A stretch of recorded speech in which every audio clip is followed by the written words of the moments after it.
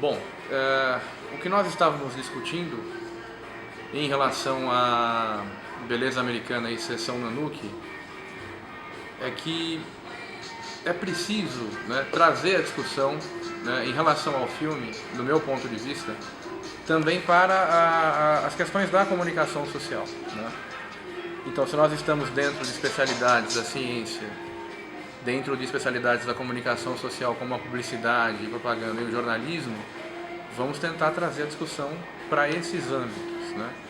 E quando eu falo isso, eu não estou me referindo simplesmente a conceitos técnicos, né? Identificar elementos de publicidade ou de jornalismo, conceitos da praxis jornalística ou da publicidade dentro do filme. Mas, a meu ver, as discussões permeiam muito o juízo de valor ainda, né? A opinião, o conhecimento empírico, o senso comum. Por que não pegar as teorias que nós discutimos em sala de aula e tentar trazer isso um pouco para o filme, né? Buscar elementos no filme que nos ajudem a pensar essa questão, né? Ou não, fazer uma comparação com outros produtos, né? Beleza Americana é um filme que faz uma crítica ao modelo de família americana, né? E aí você pode entender que é um modelo de família americana divulgado, né, através de diferentes tipos de mídia, né?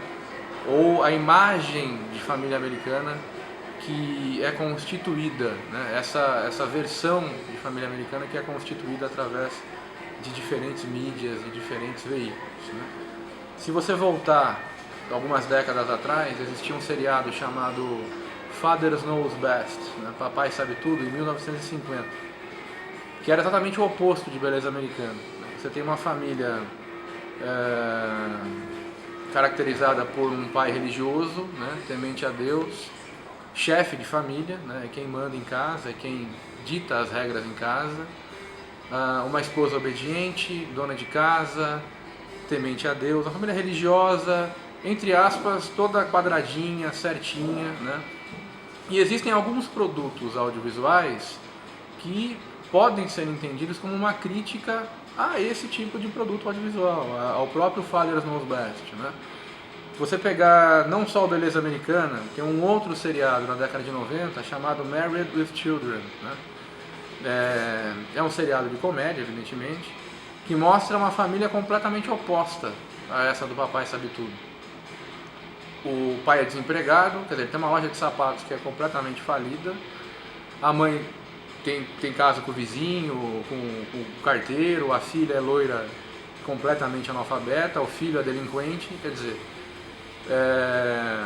em geral as pessoas veem aquele seriado do ponto de vista do entretenimento, as piadas são engraçadas, o humor é inteligente, e às vezes não enxergam a crítica por detrás daquele processo, né? Eu estou construindo um seriado de humor completamente ao avesso daquilo que era o modelo de família americana na década de 50, né? Beleza Americana encaixa no mesmo processo. E aí, acho que a relação não é bem essa, né? Você está indo ao cinema, muitas vezes, para discutir um pouco na superficialidade, né? Aquele personagem principal se revoltou contra o sistema, né? Ele está quebrando processos ali, ele está discutindo de repente um discurso que as pessoas vestem, né? E todos nós fazemos isso, e que não condiz com o indivíduo em si, com a sua realidade, com o real, né, daquele indivíduo desnudo, né? Despido das questões sociais. Ok, o filme faz isso, mas a gente precisa ir um pouquinho além, né? Como eu citei agora há pouco, vamos buscar exemplos de outros tipos de seriados ou de filmes que fazem o processo inverso, ou um processo parecido. O desenho animado Simpsons pode encaixar na categoria, né? O Homer é exatamente o avesso do Papai Sabe Tudo, né? O Bart seria a caracterização do Married with Children, né? Num desenho animado. Então, são os próprios americanos discutindo o tipo de sociedade que nós consumimos, que nós entendemos como sendo a sociedade americana, né? Um pouco além disso, vocês já viram um pouco de teoria crítica, um pouco de teoria hipodérmica. Esses elementos podem ser encontrados dentro do produto audiovisual, né? A figura da esposa, né, bastante materialista, consumista. Quais são os porquês, né? O que leva o indivíduo a valorizar esse tipo de processo? O que leva o indivíduo a valorizar o que ele tem e não o que ele é? E aí você tem uma série de autores que nós já discutimos para discutir, para abordar e para embasar essa questão. Você pode buscar o Adorno, né? Se você quiser ter uma visão um pouco mais maleável do processo, vamos buscar o Benjamin, que é bem mais complexo do que o Adorno. Um de vocês discutiu a cena da sacola plástica, por exemplo. Aquele momento em que o personagem, né, observa a sacola girando entre as folhas e subindo, né? Nós acabamos de discutir McLuhan, por exemplo. Aquilo pode ser uma analogia em relação ao processo de entendimento do meio, né? O momento em que o indivíduo percebe o funcionamento do meio e escapa da massagem do meio, ou seja, entende o processo e deixa de ser dominado pelo meio. É quase que uma metalinguagem. Você precisa fazer isso para entender Beleza Americana, você precisa fazer isso para entender Simpsons, você precisa fazer isso para entender qualquer produto audiovisual. Então a discussão dentro do juízo de valor, do senso comum, é válida? É válida.